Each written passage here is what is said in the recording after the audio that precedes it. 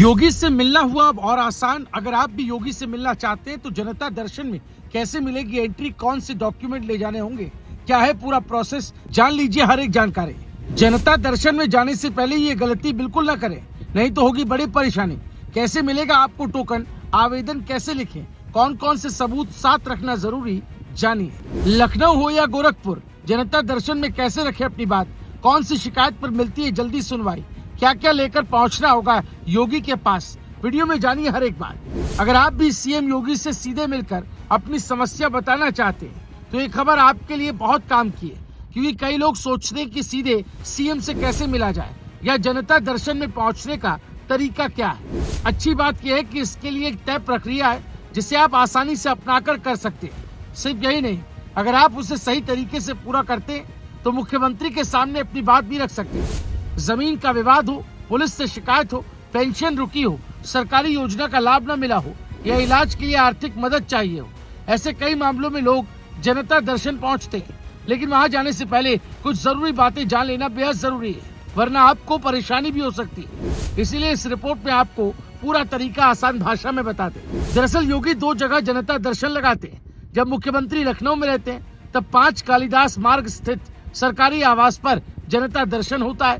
वहीं जब वो गोरखपुर दौरे पर होते हैं तो गोरखनाथ मंदिर परिसर में लोगों की समस्याएं सुनते हैं। हालांकि जनता दर्शन की तारीख और समय पहले से तय नहीं होता है। सीएम के कार्यक्रम के हिसाब से इसका शेड्यूल बदल सकता है, इसलिए घर से निकलने से पहले सबसे पहले सीएम हेल्पलाइन 1076 पर फोन करके ये जरूर पता कर ले कि अगला जनता दर्शन कब और कहां लगाया जाएगा। अगर जरूरत हो तो निकलने से पहले दोबारा भी जानकारी ले लें ताकि किसी तरह की परेशानी ना हो। एक बात और जान लीजिए कि जनता दर्शन में शामिल होने के लिए कोई ऑनलाइन रजिस्ट्रेशन नहीं होता। जब आप कार्यक्रम स्थल पर पहुंचेंगे तब वहां मौजूद रजिस्ट्रेशन काउंटर पर आपका नाम, पता और बाकी जानकारी दर्ज की जाएगी। इसके बाद आपको एक टोकन नंबर मिलेगा। इसी टोकन के आधार पर आपकी मुख्यमंत्री से मुलाकात की बारी तय होती है। कई बार अधिकारियों की ओर से ये भी पूछा जाता है कि आपने अपनी शिकायत जनसुनवाई पोर्टल पर पहले दर्ज कराई है या नहीं। अगर शिकायत दर्ज नहीं भी है तब भी आप मुख्यमंत्री से मिल सकते हैं, लेकिन अगर पहले से शिकायत दर्ज होगी तो अधिकारियों को पूरा मामला समझने में आसानी होती है। इसके अलावा जनता दर्शन में जाने से पहले अपनी समस्या का एक साफ और अलग आवेदन पत्र जरूर तैयार कर लें। अगर आपकी एक से ज्यादा समस्या है तो हर समस्या के लिए अलग अलग आवेदन बनाइए। जैसे अगर जमीन विवाद भी है और पेंशन की दिक्कत भी है तो दोनों के अलग अलग आवेदन रखें।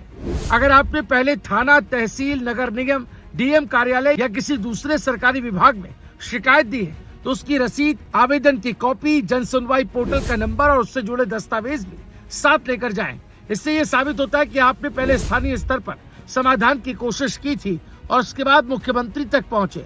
अगर आप किसी गंभीर बीमारी के इलाज के लिए आर्थिक मदद मांगने जा रहे हैं तो सिर्फ आवेदन लेकर मत जाइए। अस्पताल का खर्च, डॉक्टर की रिपोर्ट, भर्ती से जुड़े कागज, रेफरल लेटर और इलाज का अनुमानित खर्च यानी एस्टीमेट भी साथ रखें। ये एस्टीमेट सरकारी अस्पताल या सरकार से मान्यता प्राप्त बड़े अस्पताल का होना चाहिए। वहीं सुरक्षा व्यवस्था को देखते हुए जनता दर्शन में कुछ सामान ले जाने की अनुमति नहीं होती, इसलिए केवल जरूरी दस्तावेज और पहचान पत्र लेकर ही पहुंचे। अगर सभी कागज पूरे होंगे तो आपकी शिकायत पर कार्रवाई की प्रक्रिया और आसान हो जाएगी। आपको बता दें, सीएम योगी का जनता दर्शन आम लोगों को सीधे अपनी बात रखने का मौका देता है, लेकिन वहां जाने से पहले सही जानकारी होना बहुत जरूरी है। सही समय की जानकारी, जरूरी दस्तावेज, अलग अलग आवेदन और पुराने शिकायत रिकॉर्ड साथ रखने से आपकी बात आसानी से संबंधित अधिकारियों तक पहुंचती है। इसलिए अगर आप भी जनता दर्शन में जाने की तैयारी कर रहे हैं तो पहले पूरी प्रक्रिया समझ लें और फिर वहां पहुंचे। इससे आपका समय भी बचेगा और आपकी शिकायत पर कार्रवाई होने की संभावना भी बढ़ जाएगी। Bureau report, news live TV.